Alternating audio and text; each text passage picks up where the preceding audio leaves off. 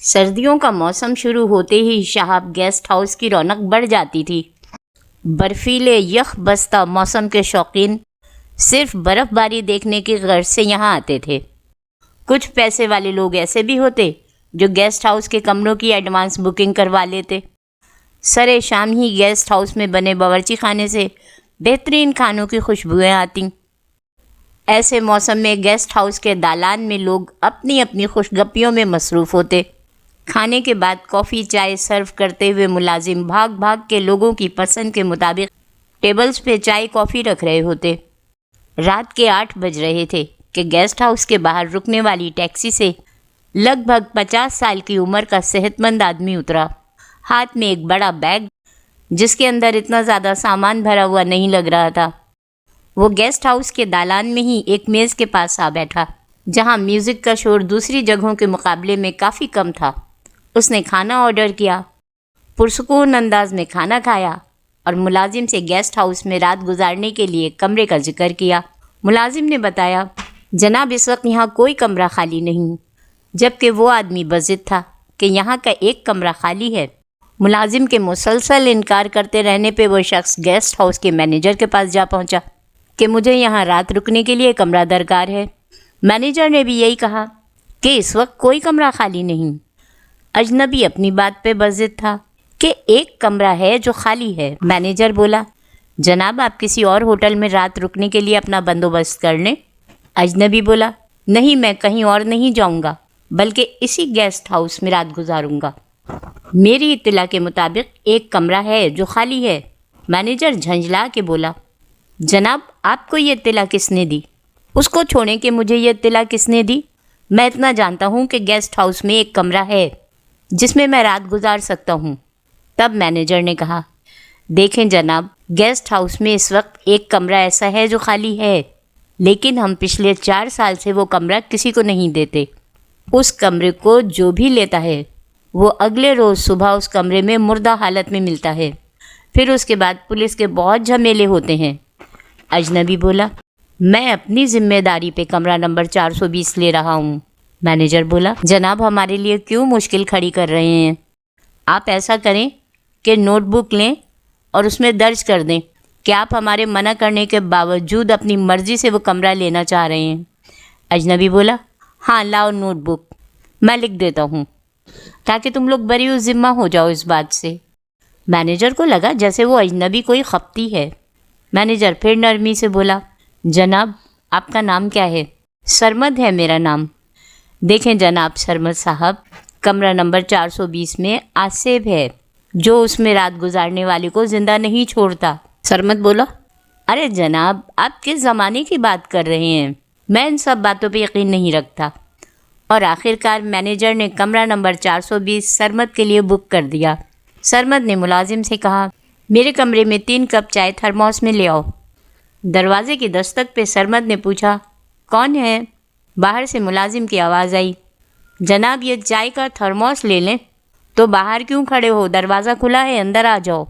ملازم کی ڈرتے ہوئے آواز آئی، نہیں جناب میں کمرے میں نہیں آؤں گا، آپ کمرے کے دروازے پہ آ کے خود ہی یہ چائے لے لیں۔ اور بے اختیار سرمد ہنس پڑا۔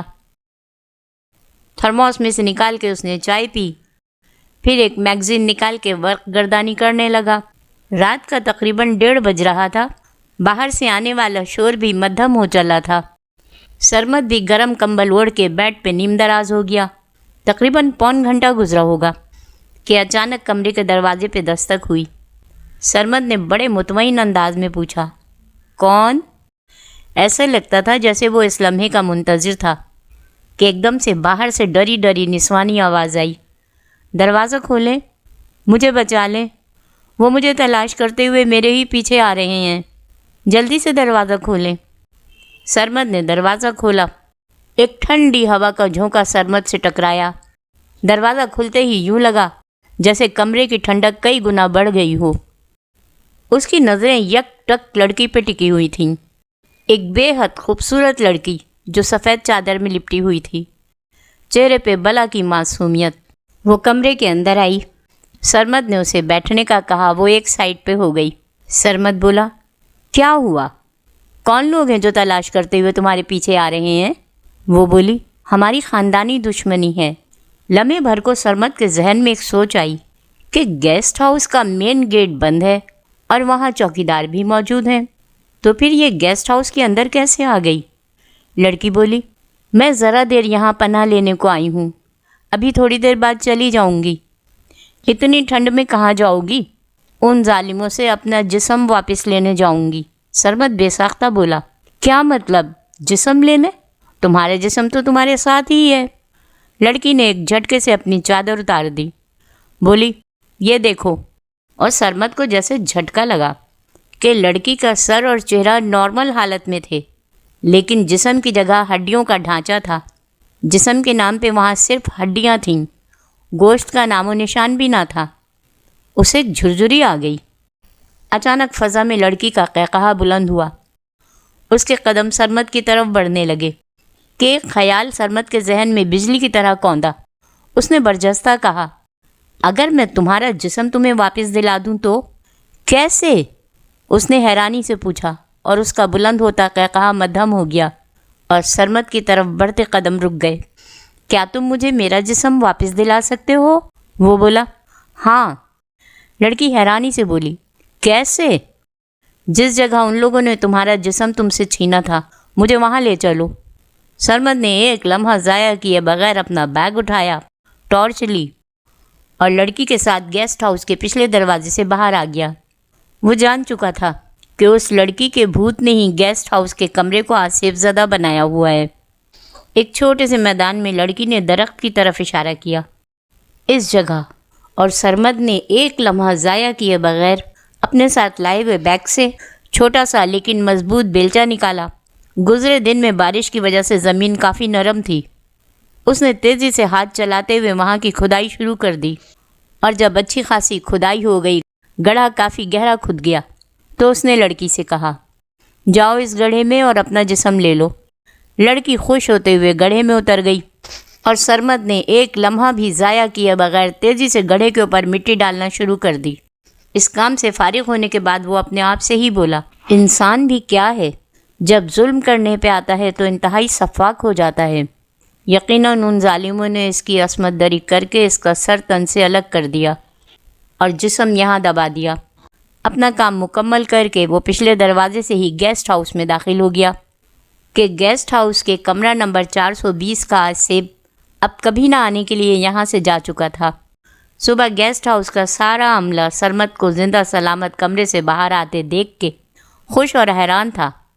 مینیجر نے خوشی سے سرمد کو مخاطب کیا، جناب آپ کی رات تو خیر سے گزری؟ سرمد نے گردن کو ہلکی سی جنبش دی، ہاں بالکل، اور سامنے کاؤنٹر پہ رکھے فون کی طرف ہاتھ بڑھا دیا، کسی کا نمبر ملایا اور آہستہ سے بولا، میں عامل سرمد فریدی بول رہا ہوں۔ اب تمہارے گیسٹ ہاؤس کا کمرہ نمبر 420 آصفی اثرات سے ہمیشہ کے لیے محفوظ ہو چکا ہے۔ اب وہاں کوئی آصف نہیں آئے گا۔ اب کمرہ نمبر 420 میں کسی کا خون نہیں ہوگا۔ اب تم اپنے گیسٹ ہاؤس کے اس کمرے کو کرائے کے لیے استعمال کر سکتے ہو، بغیر کسی خوف و خطر کے۔